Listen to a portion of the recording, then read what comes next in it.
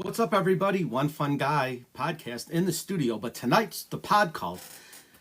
We got a chance to go live, so we're going to try and see what happens. I'm going to invite a friend on.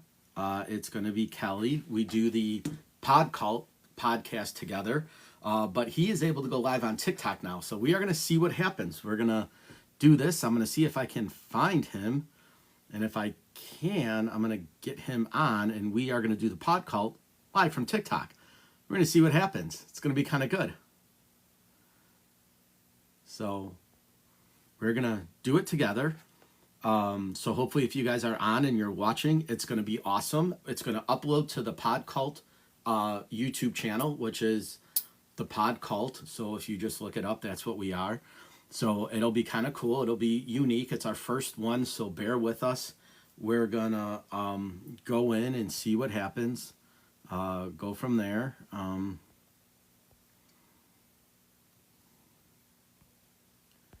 Let's see what happens. We're just taking our time, guys. It's our first time doing it, so we're gonna see what happens. See if we can get on. We're gonna do it from here. See what happens and go from there. Well, just give us a minute. We're trying to figure it out. If you're on, say hi. You can chat with us. This is our first podcast that we're doing live via TikTok. Normally we do it on StreamYard to Facebook, and then I upload it to YouTube. But we're gonna what we can get into tonight. So, what's up, buddy? Hey, I'm good. Let's see if I can get the camera going. I don't know why it's on. Why it's not on by default. So I will say this. Sometimes. Oh, perfect. There you go. There we go. So I kind of gave the intro that we're doing the PodKvlt live on TikTok, seeing how it goes. I told everybody to bear with us. We're just going to see how it is and see what happens, and we'll go from there. Yeah, no, sounds good. Rare Trash, I would love to give you a hug. Let me tell you that right now. There's nothing like a good hug. I haven't gotten one from you yet, Mark, and you seem like a bear kind of a guy. Yeah, that would be like a great hugger. When we do it together, it'll be awesome. Awesome. Janelle, wow, there's a bunch of people. Janelle, where are you from? Yeah, I'm going to share it out. Peyton. So we'll try to get everybody in and involved with it, and we'll kind of go from there. We'll share it out and see what happens and see what we can get into and what fun we can have tonight. So. Yeah, it'll be pretty fun. Yeah, and this will be fun too, because I think it's the first time we're going to try to actually play some music too, and sort of comment on that. So, Masked Misfit, awesome to see you. Should we get going right away and just see how many tunes we get through in an hour or so? Yeah, let's do it. So, for those of you who haven't seen the PodKvlt before, every week we do it. We give a subject matter of what we're going to talk about the following week. So like a preface. So last week we decided that we were going to talk about cover songs, what our favorite covers were. So we made a playlist of stuff that we have. And as always, like most of our songs were on there. I think we had some similar, like we had bands, but different songs. But it's in the same genre. I think 8 of my picks were 8 of your picks, so I mean it's bizarre, but it is what it is. So that's so we'll get into it if you guys want to know. So do you want to start off with yours? One of yours? Yeah, let's do that. I'm going to start with the standard. It is let's start playing it and we'll see what happens. Let me know if the sound volume or whatever is not quite right. Feedback is always a good start. Who does not like that riff, right?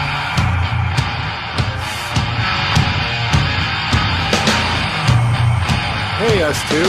Yeah, if you want to guess what it is, do that first before we reveal it. Yeah. I'll give you a hint that I'm from Sweden and this band is from Sweden, so I'm a little bit happy to start that up.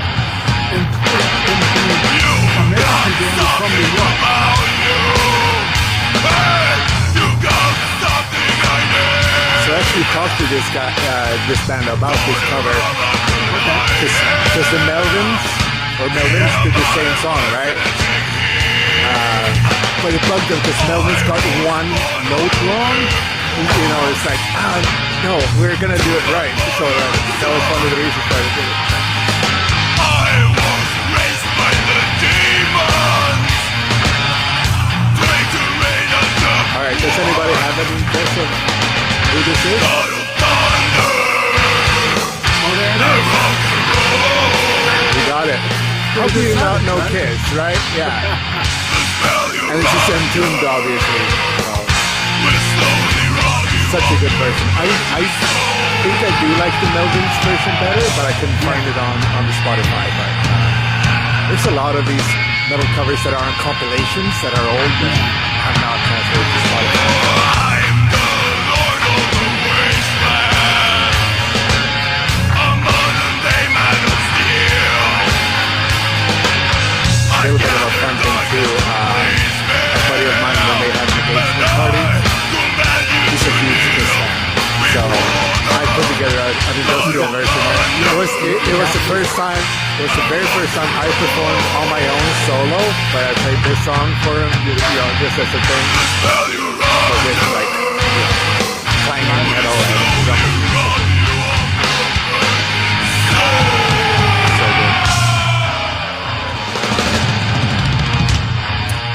Another fun thing, I forget what song it is, but and to Nick Anderson, he's a huge Kiss fan. So on a regular Entomb song, he put in the drum fill from the famous drum fill from Detroit Rock City, and people didn't notice. And he was surprised by that. So I can't for the life of me people, but they're huge Kiss fans.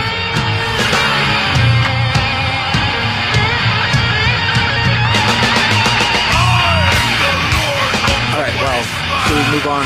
Because I have another Entomb song. Should I play a little bit of that? Yeah, and then we'll get to yours, but just because we're on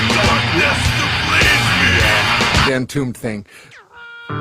So this is a little bit more obscure. So if people know who the original artist is, you know, I'll be happily surprised.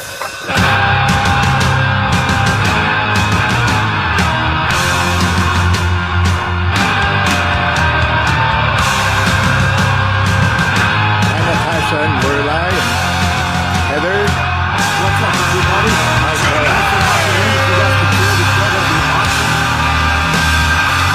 Please let us know where you're from. That's really interesting to me to see where you guys are from. David and Leah. Hi Sylvia, where are you from?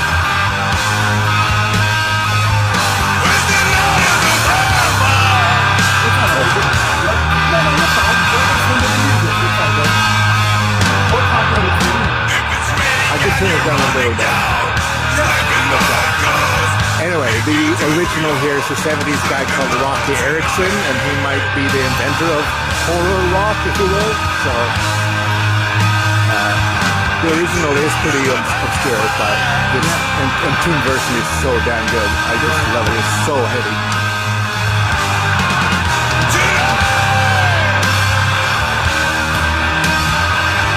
Alright, if we want to move on to one of yours, should I turn this off and do you have anything lined up?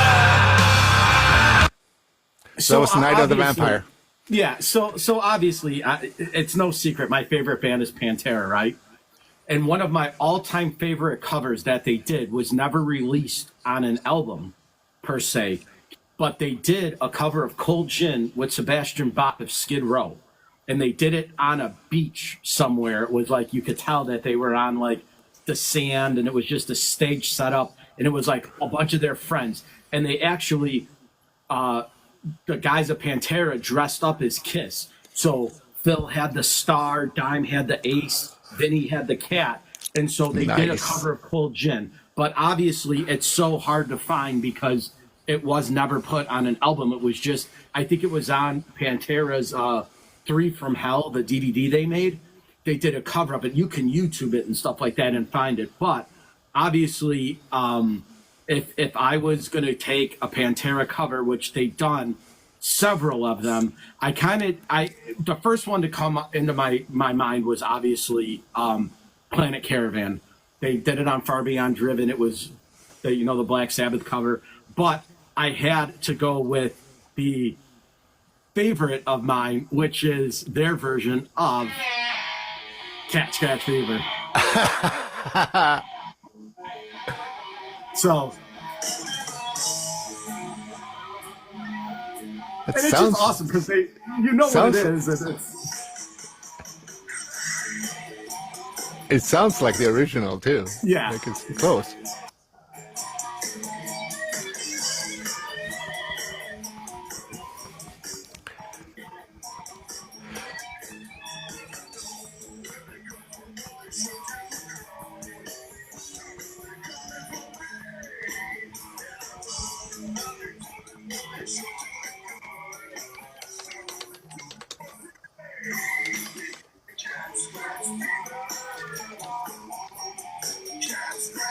So that obviously was, it popped into my head. I was like, we're going to do covers. And there's a ton of bands that you can pick, right? I mean, we could be on here for 4 hours. But as far as, obviously Pantera was, they're obviously my favorite band. So, like, I knew they did a few of them.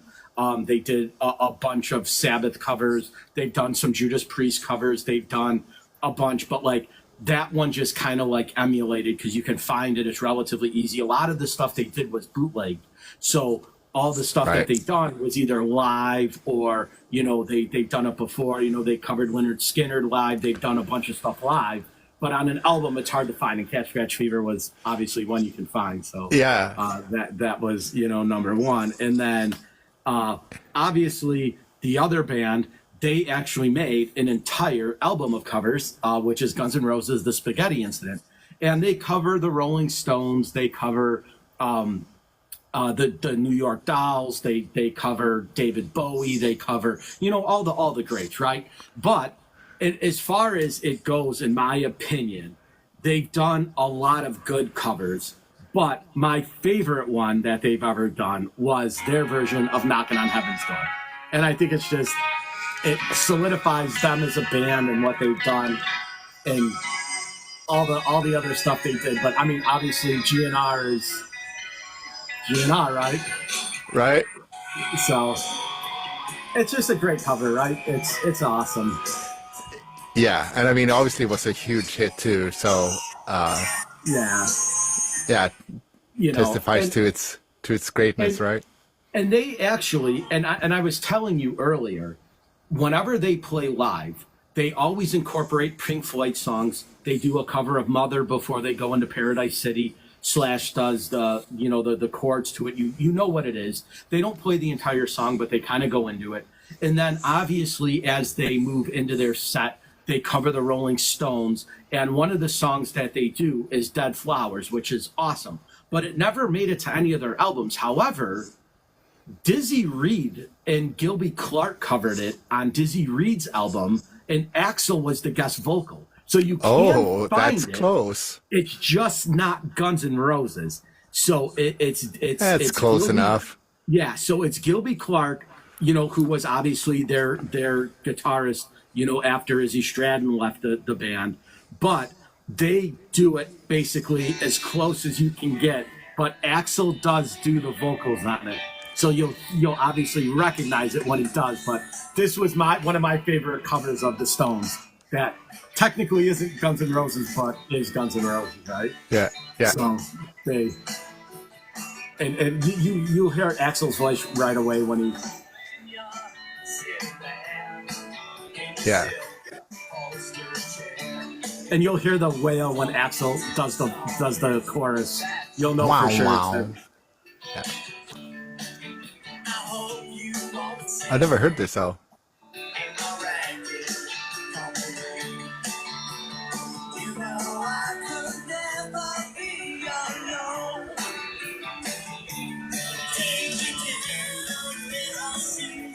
There we go.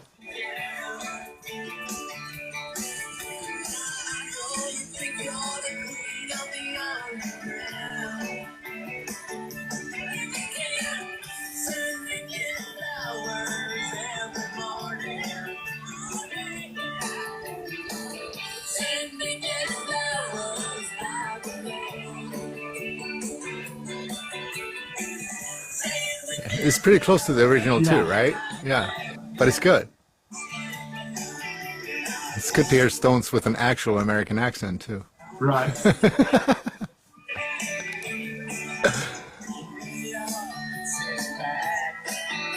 So when they first played their acoustic set in the 90s when they were in Argentina, they brought out a couch, a love seat, and like they had this guy bring like Domino's pizzas out.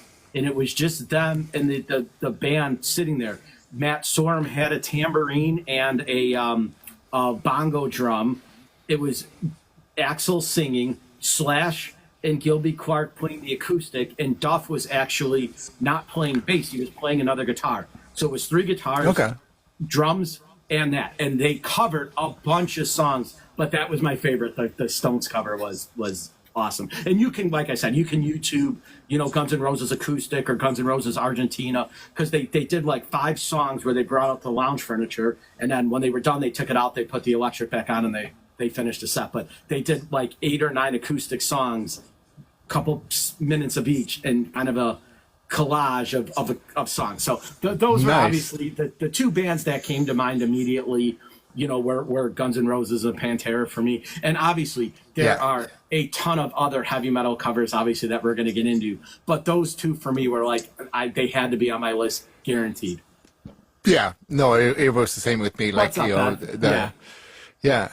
Hey Beth, how's it going? I saw that Sylvia. I don't know if she's on still or not, but she's from Kentucky, so I have something. I'm a banjo fan, so famous band for doing covers. They're not a metal band, obviously, but they do cover heavy music. So let's try this one.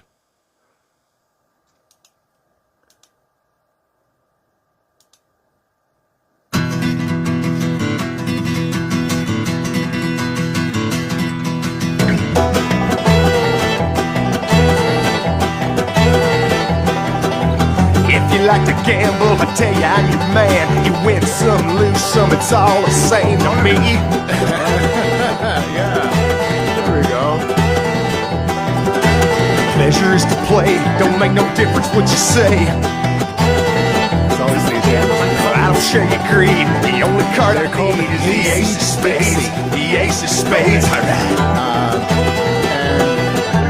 Playing for the They started off as a novelty band, obviously, but they only did AC/DC songs. So that's where the name AC Dixie comes from, because it sounds like AC/DC. 7 or 11. But they've done like a bunch of covers because they grew up 15 years ago or so. Devastation split. But it's- the it's- ace of it's spades. funny. The ace of spades, alright. I dabble in banjo a little bit too. I've got a banjo back here.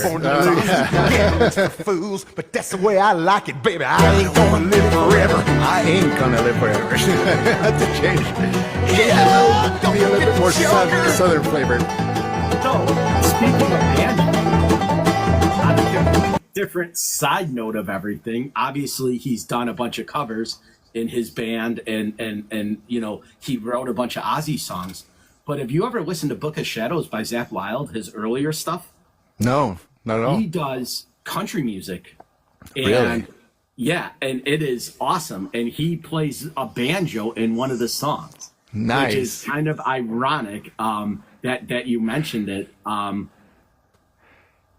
See, I don't think so. Like, to me it was pretty natural, because I still think that it's fast and it's energetic, and it's got that technical thing to it. It's Yeah. I don't think that it's that far off. It sounds not. weird, but I really think that they're pretty close to it. Like, it's almost like, yeah, the hill folk. I don't mean to sound demeaning or whatever, right? But if they would have had access to loud guitars, they probably would have done that. But instead, they did the rebellious banjo thing, which still sounds, pretty freaking badass to me. Yeah. Like, it's badassery for sure.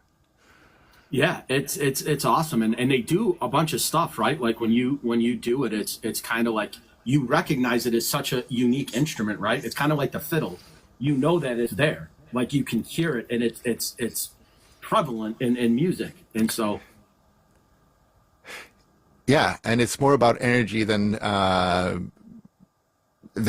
sort of. I mean, it's technical proficiency, but it's very much more about the energy and getting people excited, and they want to get up and stomp their feet and all that stuff, right? Yeah. So I definitely think that has lots of similarities there. So I'm not surprised that I was drawn to it. It was obviously not something that I knew growing up in Sweden. Like bluegrass is not, Right. something you discover. So, do you have something Yeah, lined up? Yeah, actually, I'll play a little clip of this real quick. I'm gonna find the song right away.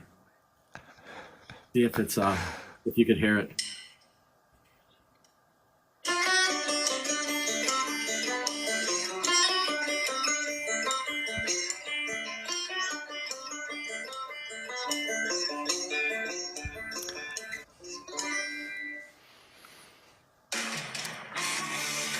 Oh,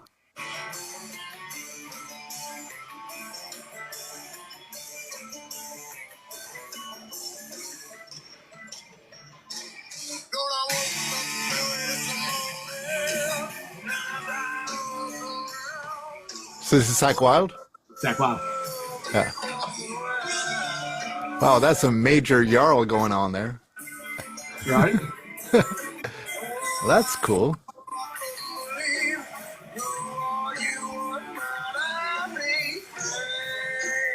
Let's see.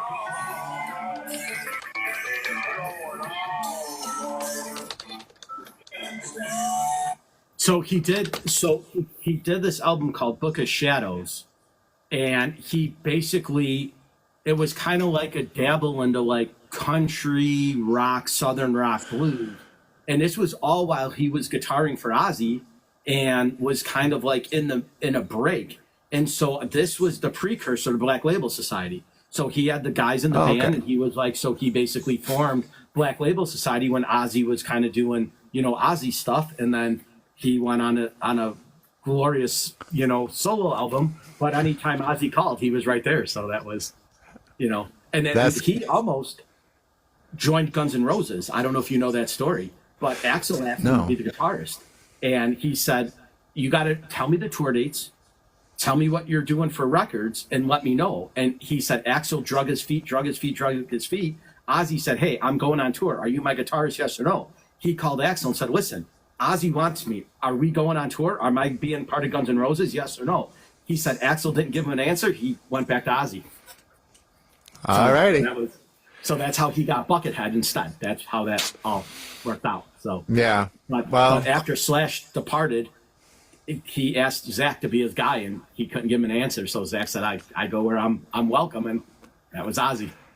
yeah. Well, I would say that was the right choice. Yeah, if you ask it all me. worked out, right? Yeah. Yeah. And actually, I thought DJ Ashba, besides Slash, did the best job, right? Of all the Guns N' Roses guitarists, he was the better of them. Yeah, I was gone by then. So I'm not that aware of that. Right. So. But I just because you played this song before and because I just played Hazy Dixie, I just want to do 10 seconds of this. Yeah.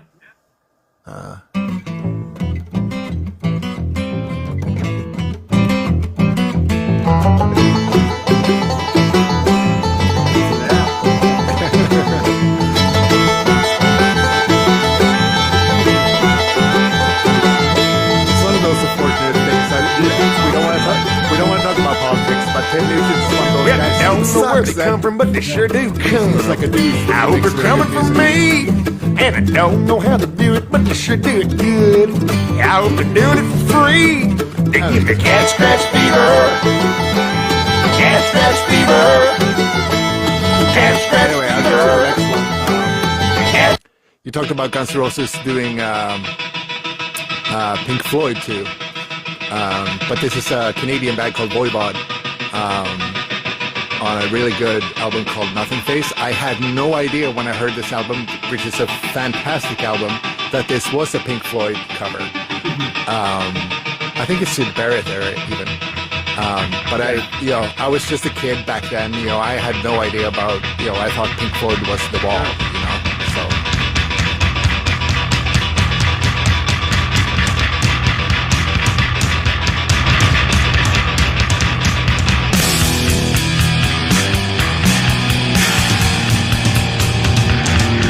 We're kind of getting into the symphonic metal at the time. I think this might be 90. Olympic green, the second scene, the fights between the blue you once knew. Later metal. The sound resounds around the icy water underground. Later metal, not baby metal. Jupiter and Saturn. Yeah, whoever saw now, let us know where you're from. It's great to be shout out. Neptune, love to hear it. Titan, stars get frightened. So later metal, do you have any favorite metal covers or just enjoy yourself?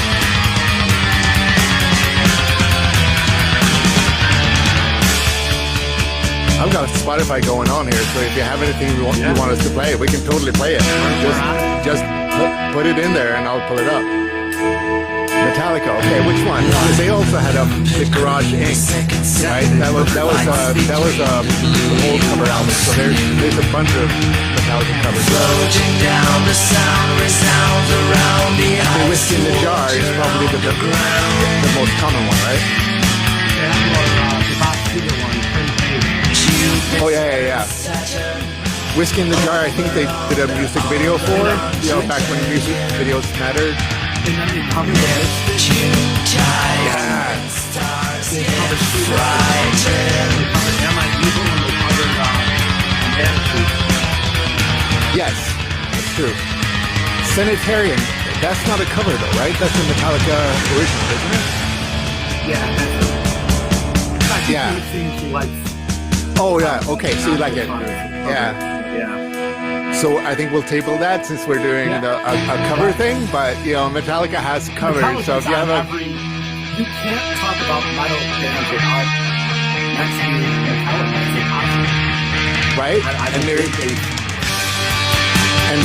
Metallica isn't a favorite band of mine, but yes, Diamond Head. There we go. But lots of others have covered Metallica really well too, right? So it's one of those where they play covers, they do it well, and when they are covered, they are usually good versions. All right, should we?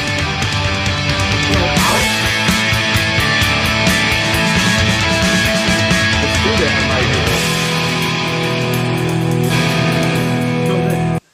So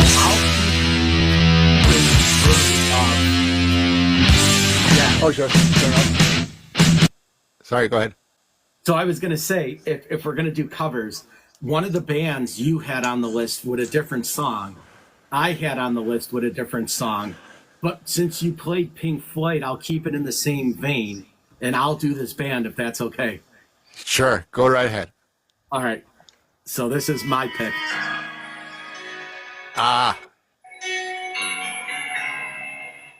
Now, if you know the lyrics to the Pink Floyd song, you would get the song, but they did it in their own vein, but the lyrics are the same. Really? I thought this was an original. Is this a Pink Floyd cover? Lyrics. Listen. The salty sweat drips from our breasts. I'm not a lyrics guy though, so you're gonna have to help me out. And I can hear what you're saying. Inside of me is gonna get you, yeah.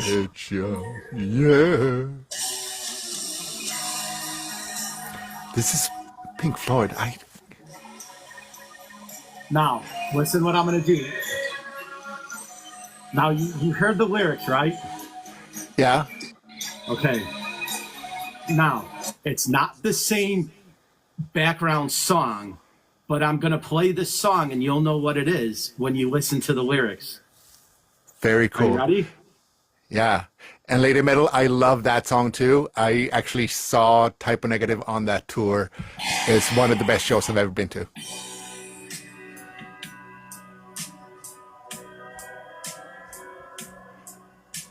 Well, I know this song. Is there anybody in there? Just not if you can't hear me. Is there anyone home? Come on, girl. I hear you feeling down. I can't ease your pain. Get you your feet again. I mean, it sounds similar. I don't quite get the... Just the basic facts. Can you show me where it hurts? There is no pain you are receiving. You're going to have to point out to me where... Because, I mean, they have a similar vibe. So, here, I listen to the lyrics.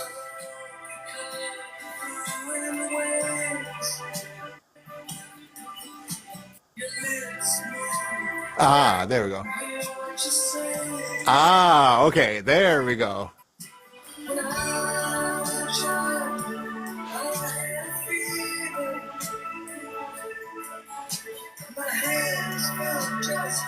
There we go. Okay, now I gotcha. So they took Comfortably Numb, they twisted it I to their never... own, but the lyrics are the same. That is new to me. I thought, oh my gosh, that's mind-blowing. That's awesome. Wow. Wow. And Comfortably Numb too, you know, like... So when you listen Wow. to it, when you listen to the Type O Negative, it's the same lyrics, just in a different style. Yeah. No, totally. So when you So it's hear not a their cover, version it's of just it, it's their own music, but the lyrics are the same. It's a definite homage. Yeah. It totally fits their personality too. Like they're mischievous people.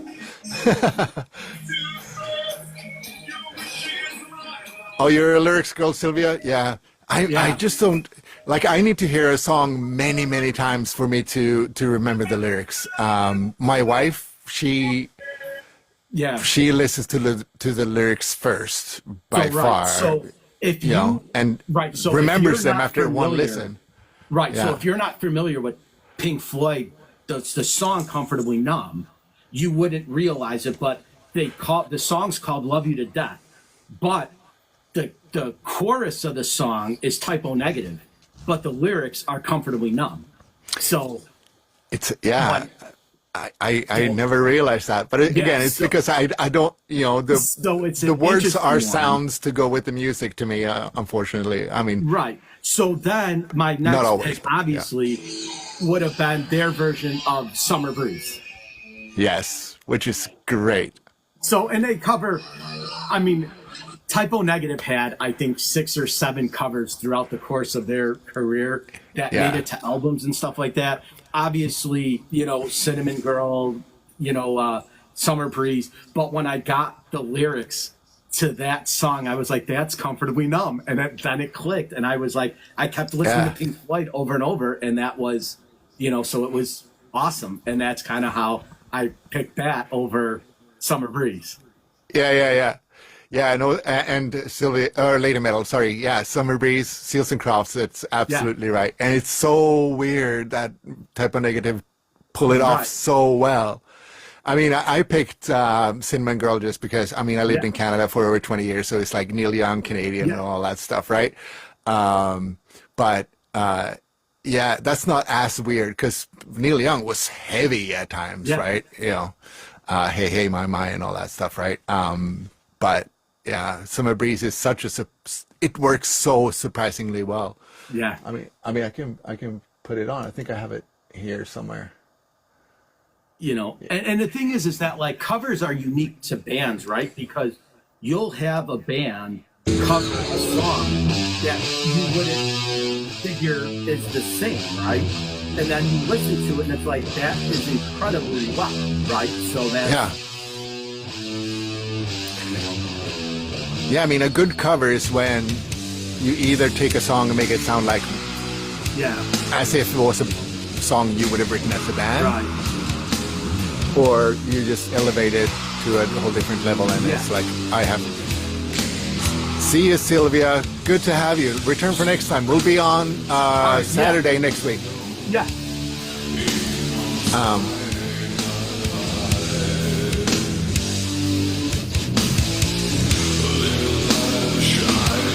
I'm not afraid to say, as a heterosexual male, that Peter Steele has the sexiest male vocal of all time. So, I don't know. As far as like vocals go, for me, it's hard to be Chris Cornell. Okay. I'm incredible, right? And there's every singer is good in their own way, right? There's some guys that have a weird voice, but people find it appealing. Chris Cornell did it for me. Freddie Mercury did it for me, right? Like, those are voices you can never people do. Like, they just have that octave power that nobody else has. Yeah. So you favor the ones that can go really high. Like, I actually had a bit of a problem with Chris Cornell because of his high pitched screams. That was piercing to me. But I mean, there's no denying how good of a singer he is. I mean, out of this world, how the range and power, all of that. So full props to him, right?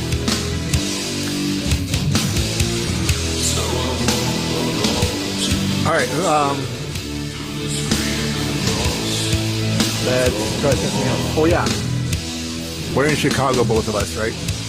Yeah. So let's do a Chicago classic.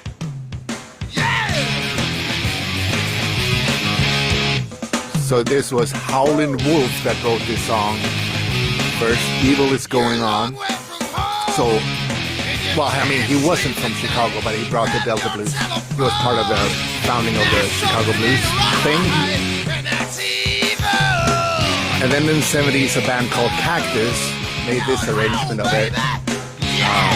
So it's a cover, but this is Monster Magnet playing a cover of the Cactus cover of the original Howlin' Wolf song. So beautiful.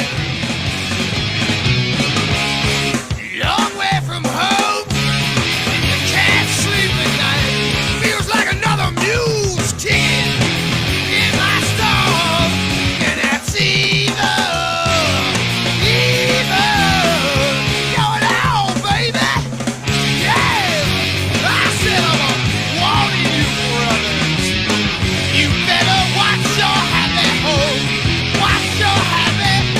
Early stoner rock, Oh, it's so good. I saw Monster Magnet on, I think it was this tour too, or was it the following album? But they played this and it just went nuts. It was crazy good. Okay, and what was that? Awesome. Yeah. I think he actually lives in Sweden now. He got himself a Swedish wife and lives about an hour's drive from my former hometown. Cool. What else you got? We've barely scratched the surface. I know. So so this is a newer band, and I saw them live about 4 months ago, and I didn't know they covered this until I saw them live, and then I went back on their album and listened to it. You'll know it from a famous movie, if you know what I mean. But I'm just gonna go ahead and play it.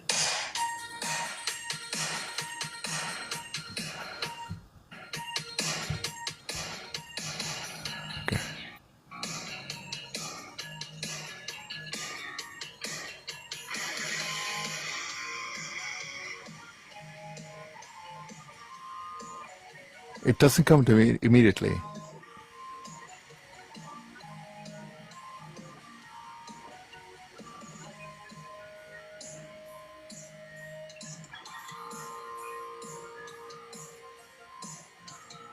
I'm thinking Revenge of the Nerds for some reason, but... We're not indestructible. Baby, better get that straight.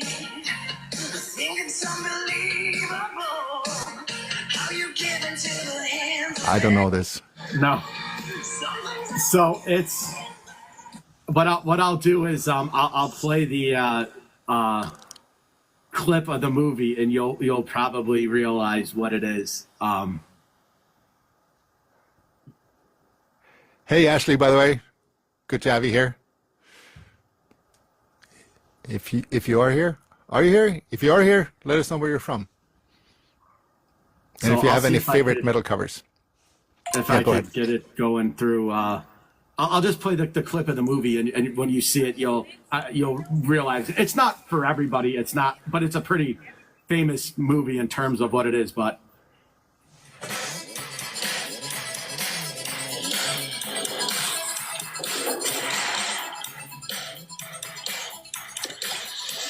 Southpaw. So it's a Rocky. it's Stallone for the training montage in Rocky IV. Rocky 4. Okay. Yeah. I haven't seen that one many times. I've seen it twice, maybe. Yeah. So the original one, I think, was Vince or Nick DiCola did it as the score for the movie. But when I saw Beast in Black, they covered it, and I was like, I knew right away. I'm like, that's Rocky IV, and I didn't realize it was on their album. So when I went back and listened to it, I was like, this is awesome, right? Because Rocky was a big part of like American children's childhood. Everybody's seen Rocky, so it's like, Yeah. so you kind of knew it. But when Beast in Black did it, I was like, this is awesome. So I went back, and Beast in Black is awesome. I don't know if you're familiar with their work, No.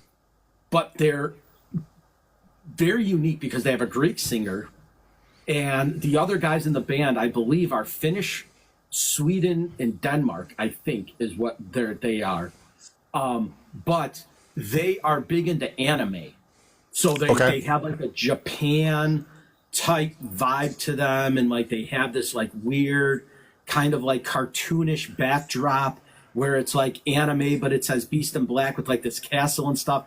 They were just awesome live, like just an incredibly talented band. And I was hooked. Like I was like, this is great. And Unleash the Archers opened for them. Okay. So- That's cool. Well, it sounds a Yeah. little Death Clock, right? Yeah, right. So yeah, it's but they're very powerful, like power metal. Yeah.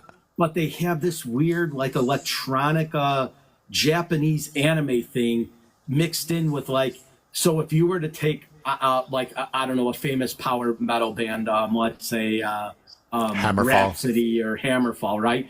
And you mixed it with like 9 Inch Nails, and then you threw like Japan anime in it. That's Beast in Black. Wow. I got to look them up more. That sounds So, really yeah. interesting. Yeah, so it's very that sounds really cool. Yeah, so they had a song called One Night in Tokyo, which was like their catchy one, but it's like electronica versus power metal, and they just blend it well. And it's very unique. So that came to mind as of recent. I was like, well, I'm going to throw them on the list. And obviously there's thousands of metal bands that cover metal songs, right? And you have, a bunch of them, and it's like, and so I'm going to do a black metal one next. Oh, yeah, do it. Hi, So- Jennifer, by the way. You want me to do it now? Yeah, let's do it. All right. So Enough of This the was- soft stuff now. another one that came to mind. But I was like, I'm gonna put this on it just because I have to, and it's one of my favorite songs. Is an '80s hair metal too. Okay.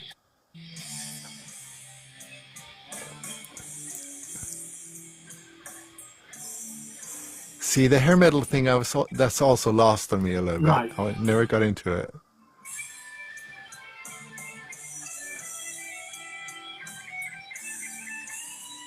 Is this 18 and Alive? You'll hear when you get the chorus, they'll click. You're like, oh yeah. I was thinking it was Skid Row first.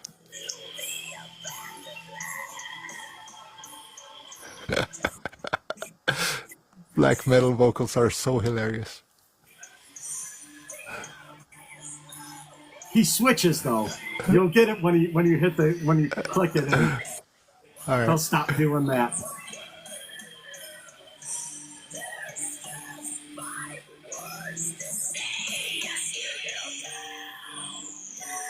Oh, yeah, I know.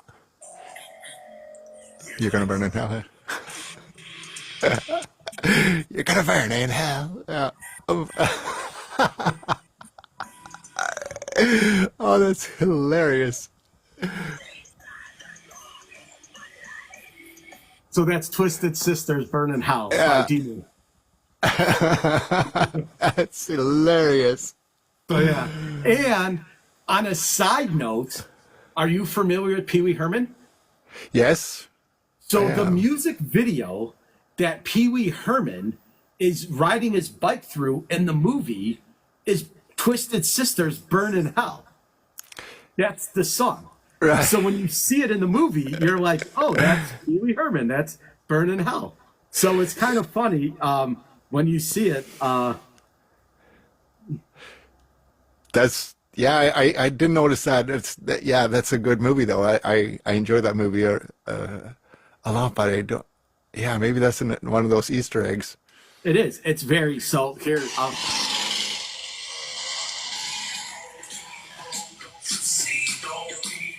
Oh yeah, yeah, okay, yeah. I did notice that. Now that I Right.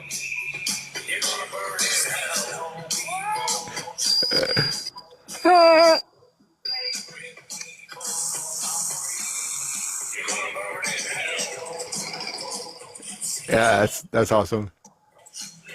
So Twisted Sisters cameo in Pee Wee Herman is That's Emu's cover fantastic. of that song.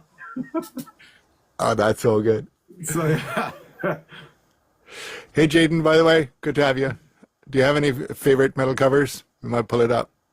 In the meantime, while you might be typing, while we're on the black metal thing. So Hell Ripper, I sent this to you a little bit earlier, but Yeah. and it's an obscure Red Hot Chili Pepper song. So it's not one of those where oh yeah that's funny Right. whatever, but it's still.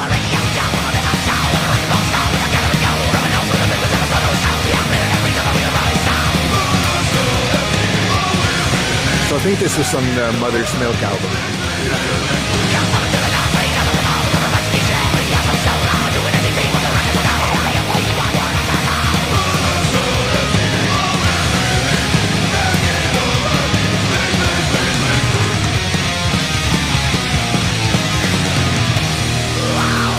So I'm curious, like, what would the black metal community,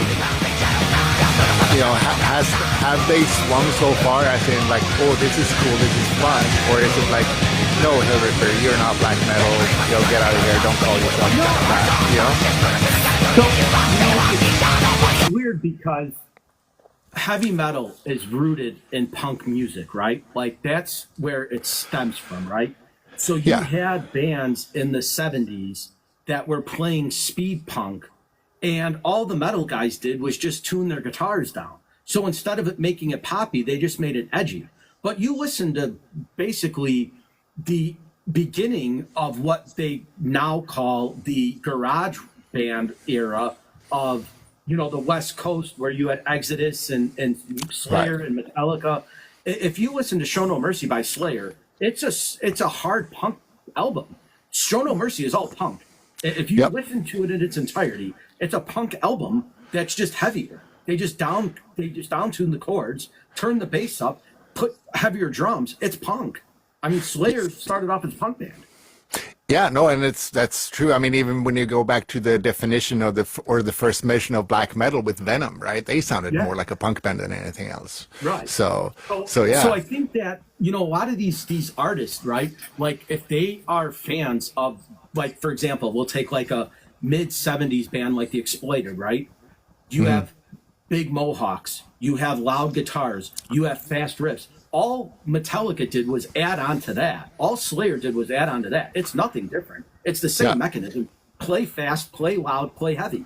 That's what it was, right? So Yeah. it's no secret to it, right? Like they didn't change or invent anything. They just did it heavier. It's punk music at its core. And that's what it evolved from. Yeah, no, that's absolutely true. Yeah, but that was the thing. Like, how can you play faster? How can you play harder? How can you play louder? Right. And then you could argue that it peaked at Napalm Death in '88, and then it just had to Yeah. go like, okay, let's try to to make it complicated, you know, like instead of just sort of, now we need to make it difficult. You know, and I think too, even, you know, in the mid 80s, you know, when you had those kind of hardcore bands that were there, like Casket in the Bronx, and you had these, like, you know, they were doing something different than the speed metal, right? They were playing chunkier riffs, heavier riffs. Again, all bedded in punk music, right? Like, it wasn't anything out of the box. They just decided to make their chords chunkier, right? And they took kind of a you know, you mentioned it earlier, it's like the stoner metal, right? It's nothing that hadn't been done in the 70s, right? It's the same concept, right?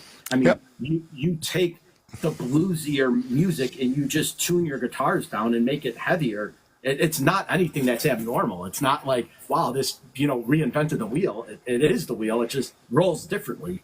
It's the same root. Yeah, no, absolutely. And, you know, to get back to the cover theme here, right? You know, that's also where, especially now in the later generations, it's like we recognize where we're coming from, you know, like all the metal bands. But we also grew up with, you know, like Peter Steele said that he liked Kraftwerk and Duran Duran and those types of things as well, right? So in that sense, it makes sense that, you know, when they have a chance to do something weird with a kind of music that doesn't really sound metal, but it's still like, we like this song, you know? Right. And again, so Summer Breeze. Right. And you're a product of your own environment, right? Peter Steele would have been probably 55 now or 56, kind of the same age as like Phil Anselmo and stuff like that. But they grew up with 80s music, right? So before you had the hair metal, your early 80s music was Genesis, Phil Collins, Duran Duran, Depeche Mode. It wasn't the hair glam metal was later, right? That scene was 84, 85, 86. You still had your 78, 79, 80, 81, 82, 83, which was the Van Halen, Aerosmith rock era. But most of the popular stuff was your techno, early techno music, right? It was 80s pop synth music. That's true. Yeah. Hi, Izzy, by the way. I do care. But if you knew about Slayer or the first Metallica album or whatever, then you were deep in the underground. Like, it wasn't something that sort of just popped up, right? You know, so you were likely to grow up with, you know, the top 40s, and it was so much more difficult to discover anything weird. So there's no wonder, and I think that's also why, you know, the covers are freaking awesome and out of place when we hear them, but they make, you know, sense in a way. Hey, we only have 7 minutes left. Should we do one more each before we sign off? Yeah. Okay. Let's do the one we both agreed on, right? Yes, I was just going to say that. And I think I'm guessing... Every one of the top 40 records being played on every radio station in the United States is a communication to the children to take a trip, to cop out, to groove. The psychedelic jackets on the record album have their own hidden symbols and messages, as well as all the lyrics of all the top rock songs. Right. And they all sing the same refrain.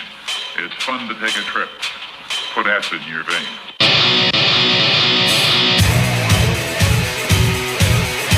What's this? Are we playing rave music now?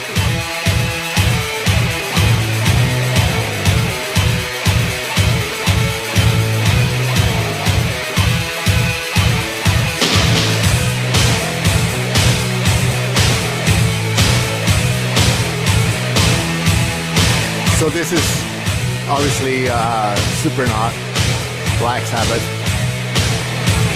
The band is called 1,000 Homo DJs.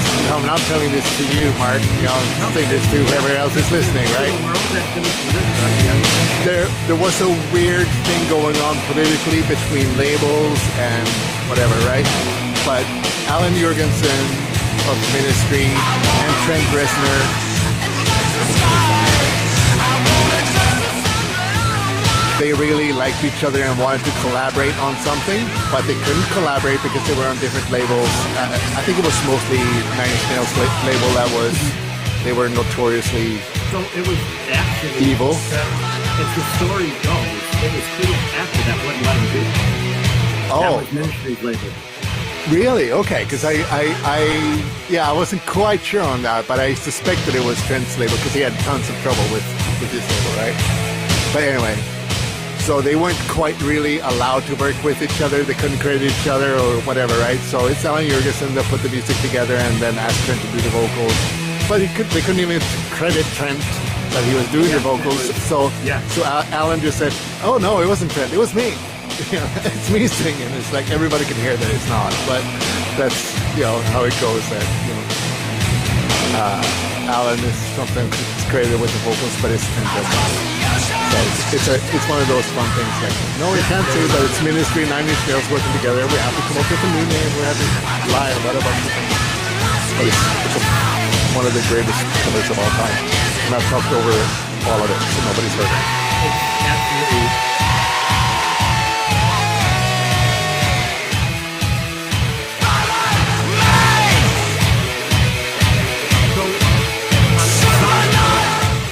All of that, right? Probably worked with more than any other musician that's out there. And they all sing the same refrain. It's fun to take a trip. What accent you're making.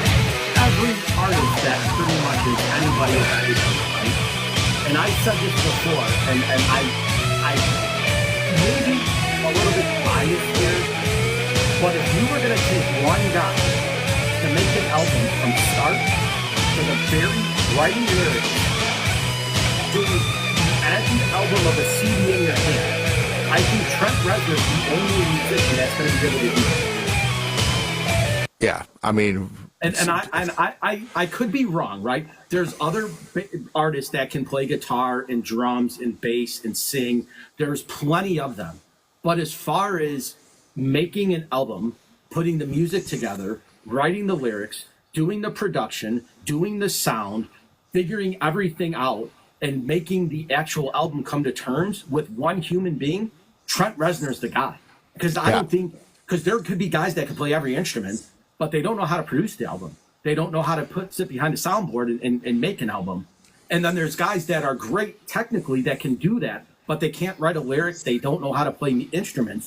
So to have one guy in the history of music to say start to finish from a piece of paper to a CD, Trent Reznor's the guy. I don't think there's anybody else.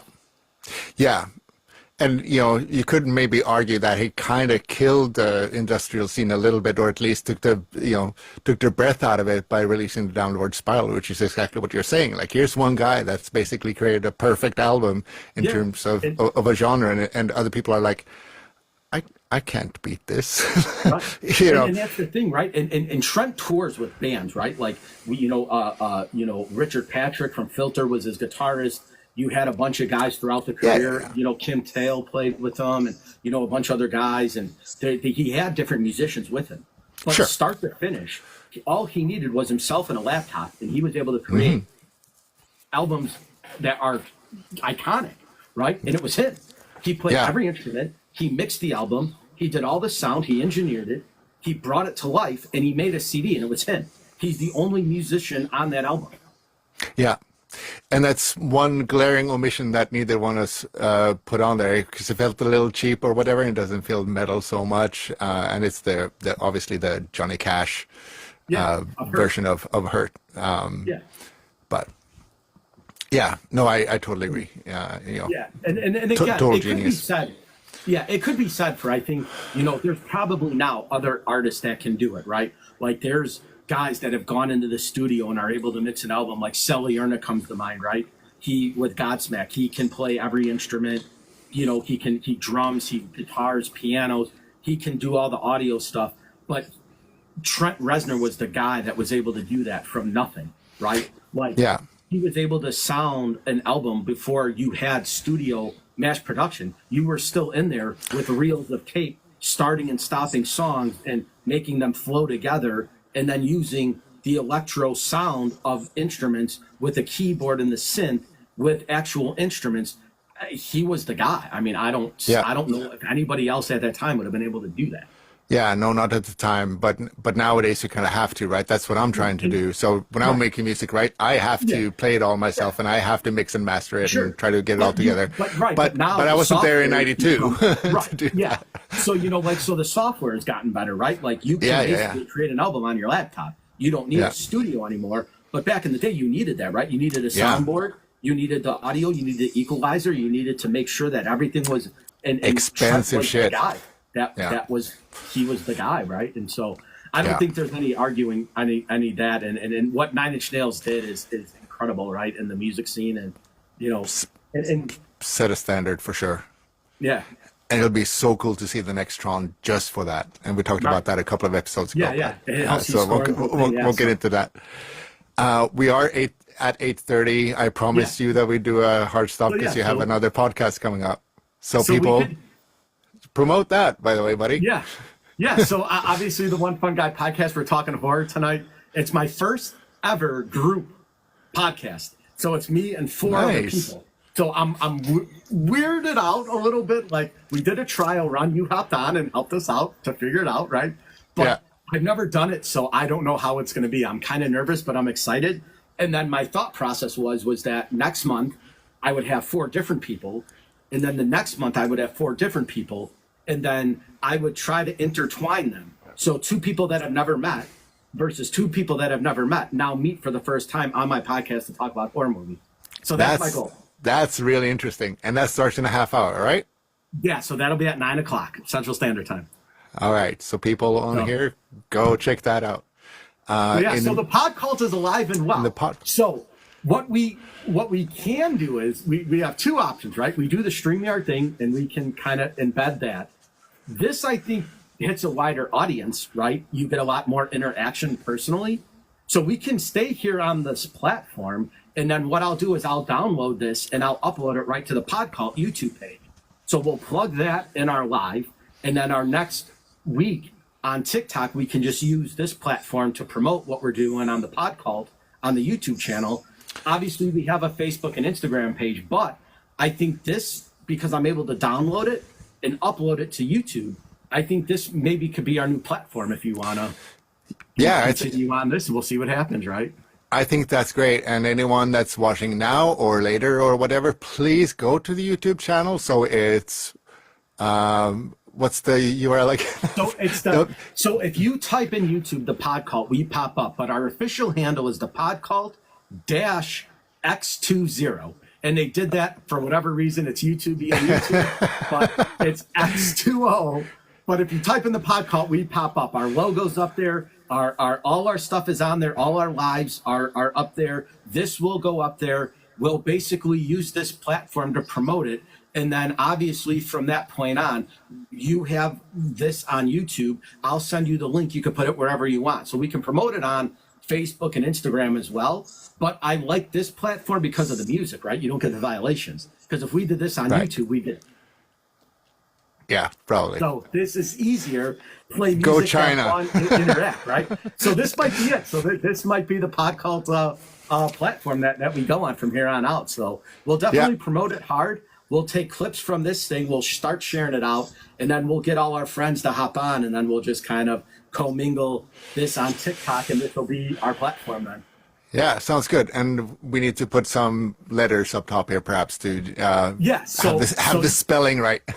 Yeah, so we'll definitely do that. So that'll be awesome, and we'll go from there, and then maybe we can kind of maybe do a teaser during the week if you want to hop on for a couple minutes, maybe like on a Wednesday or Thursday. We can kind of talk about what we're going to do that following week.